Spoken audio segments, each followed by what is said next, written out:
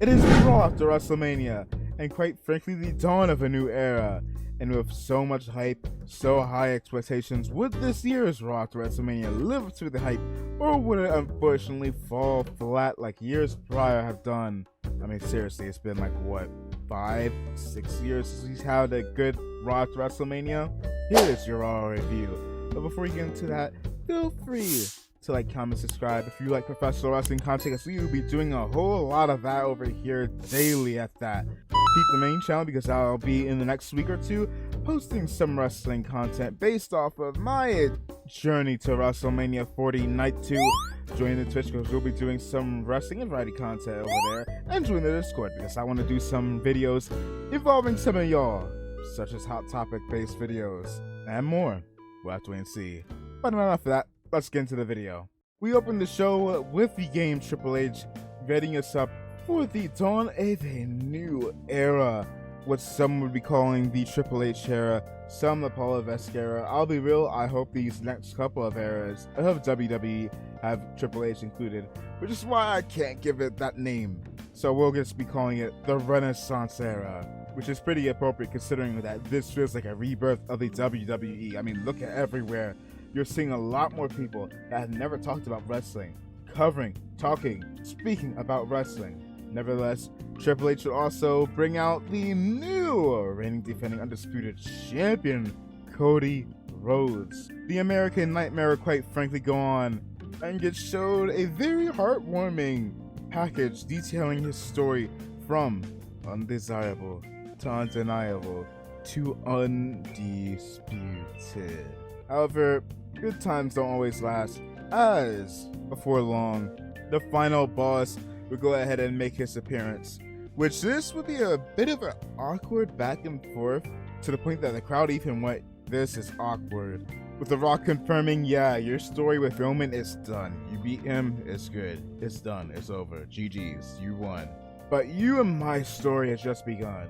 Now, there's been reports beforehand, before we even got into WrestleMania, that The Rock was going to be going ahead and leaving off until around, August or so this year, doing some movie filming, and in turn, taking time off of WWE.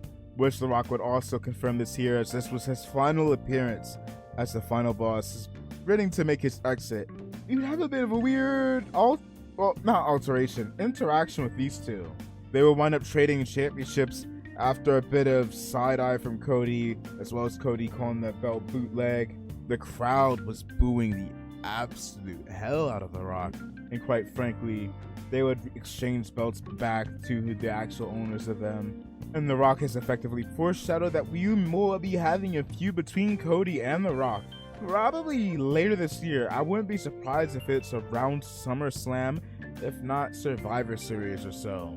So hey, save that prediction for later. Before putting something in Cody's hands, saying, "Hey, you don't even need to look at what I just gave you to know what I just put in your hand." Before you would go on to leave, tell Cody to not break his heart again.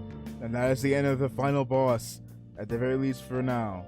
And quite frankly, what a amazing run. And I can't wait to see what we do with The Rock later on this year, whenever he does return from Hollywood. That does, however, bring the question up as to who will be Cody's first challenger.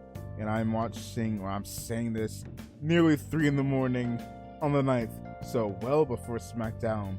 If I were to be a betting man, the first person I would predict maybe to face off against Cody Rhodes for that title is either Jimmy to be a counter to Jay, which I'll get to that in a bit. Solo, maybe we can get a call up. Perhaps maybe it'll be a Braun Breaker. I'm not sure. Who knows? Maybe it'll be somebody that I didn't even think about. But those are my 3 picks for now.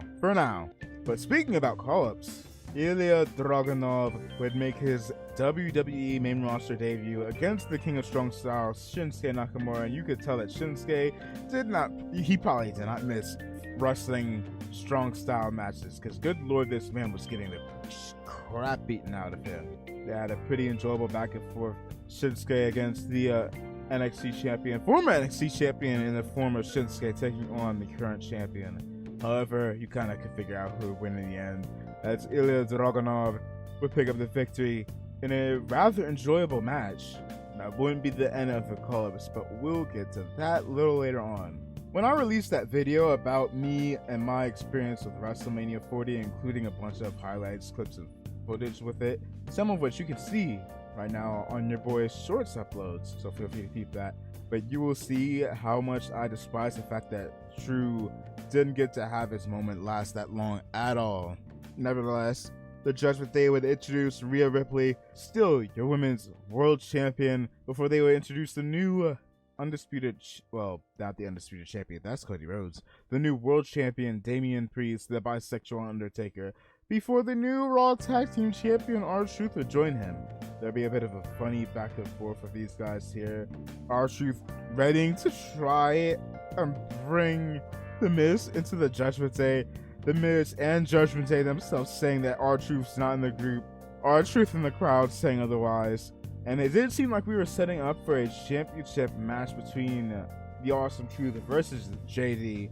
However, this would quickly get turned into a 6-man tag between the non-title holders of the Judgment Day, Dominic, Finn, JD versus the Awesome Truth and the man you can't see, which I'll be real, I kind of quickly took note of who it was going to be, but a lot of people did go, oh, little Jimmy? We'll get into that. You know, we're getting to it right now, because it will be none other than John Cena, who will make a one-off appearance, joining alongside R-Truth, giving a bit of a sweet moment, especially considering the whole joke that R-Truth has been going on for the past half a decade plus about John Cena being his quote-unquote childhood hero. They'd all hit the 5 moves of doom, the 5-knuckle shuffle, which Michael Cole coined the 15-knuckle shuffle, and then all of them hit AAs, and like that, the Awesome Truth and John Cena got the victory. And quite frankly, for those that did not hear, there have been some reports about, not even reports, it has been said by John Cena himself earlier at WWE World that he full-heartedly intends on retiring soon, and that starting this December, after Christmas or so, he will be taking time off from Hollywood to get back in the ring full-time to begin what will be the end of his career. So expect that to be something for us to deal with next year. Maybe in the next 2 years we will see the true end of John Cena, so enjoy him while you got him. Going back to the call-ups, Roxanne Perez and Indy Hartwell would have a match. Roxanne Perez, the new NXT Women's Champion, taking on Indy Hartwell. The women, if memory serves me correctly, took that title off of her before in the past. And I'll be real, I don't know how to feel about this whole Indy Candice stuff that is going on where Indy's trying to be such a babyface. I hope that the payoff is ultimately Indy joining her and turning heel rather than being this super noble, can't do any wrong good guy. I'll be real, I'm not vibing with it whatsoever. But as you probably could tell, Indy will have the opening brought to her by Candice, wouldn't accept it. Lo and behold, 1, 2, 3, Roxanne gets her revenge off of the impressive Indy Hartwell.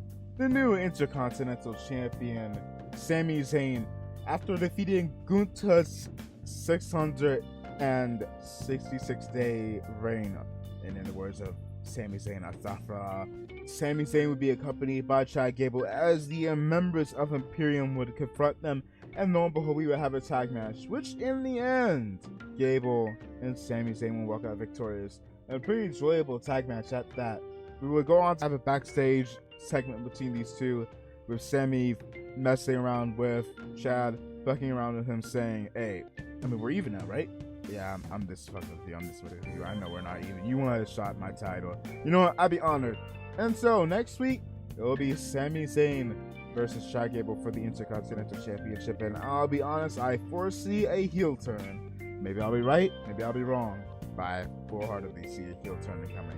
Jade Cargill squared up with Candice LeRae, squared up with Chelsea Green, and all Chelsea was seeing after the match was just red, because good lord, this was an absolute squash and a half. This lasted, and I predicted this match was going to last less than 2 minutes. Good lord, this match was 2 moves, and like that, it seems like I could be wrong. I could foresee us doing a undefeated streak similar to how AEW did with her just now in the WWE, but time will have to tell. Upsettedly speaking about streaks, let's talk about a man that has a streak of being done absolutely wrong with Drew McIntyre, which absolutely lost his mind, absolutely popped off. I'm gonna just put it like this. This man crashed out, and crashed out hard, and I can't blame him. He got screwed at WrestleMania. I absolutely almost lost my voice cheering, and unfortunately I did record it. However, you'll hear it when I upload, but the audio was so god awful. But I nearly lost my voice cheering so hard when Drew won that world title, and then doggone Damian Priest and CM Punk had to screw that man over, which I would say CM Punk does take hater of the year. He's quickly taking that tire. But my god, Drew McIntyre has every right to pissed off, because he had an absolutely amazing opener at WrestleMania again. A very touching moment after the match, but then his hyper focus is on CM Punk lost. But going back to him crashing out, it only got worse when his former rival Jey Uso came out. Just made it worse, and lo and behold, we get to our main event to determine who will be taking on Damian Priest, most likely at Backlash brand. That would be a true, not true bet, but a fatal four-way between Jey Uso, Drew McIntyre, Ricochet, and Bronson Reed, which in the end, thanks to yet again CM Punk, Drew would get screwed out of it again, and I call me a glazer, but Drew deserves to win. Drew deserves to win. It will be main event Jey Uso, a bit of a revisiting with the storyline, with Jey going back against the Judgment Day, or at the very least that's what it looks like the future is calling for. Drew McIntyre is ready to hit that Claymore. 3, 2, 1. Was about to go ahead and charge for the Claymore. Got grabbed by CM Punk, and lo and behold, perfect opportunity for Jey Uso strike 3, and Jey will be facing Damian Priest for the World Heavyweight. Overall, if I were to rate Monday Night Raw on the scale of dog water, bad, mid, good, and great, this is overall great. This did indeed live up to the hype, and while I did kind of wish that we would have a championship match here tonight, it was still enjoyable nonetheless. Got a bit of a showcasing for the NXT champions in the form of Ilya Dragunov and Roxanne Perez, and we also had a segment between Liv Morgan and Rhea Ripley, so it seems like we are in full steam of this new era. Once again, hey, feel free to subscribe, join the Discord, because we will be doing some more wrestling content. I want to go ahead and ask some of y'all's hot takes following WrestleMania. Tomorrow I'll probably be dropping my WrestleMania review in full. On all, I said storylines like CM Punk or Drew McIntyre. Hopefully Drew McIntyre and Clash of the Castle will regain that championship he should have never lost from, as McIntyre put it, the Blondish Undertaker. Intrigued to see what we do at Gunther as well, and Jade Cargill seems like we're going to be starting a line of squash matches with her to prove her absolute dominance, as well as to give her a bit more time to cook in the ring, to get a little less and less screen, more and more seasons. But yeah, let me know your thoughts on this episode of Monday Night Raw, and we're out. See ya.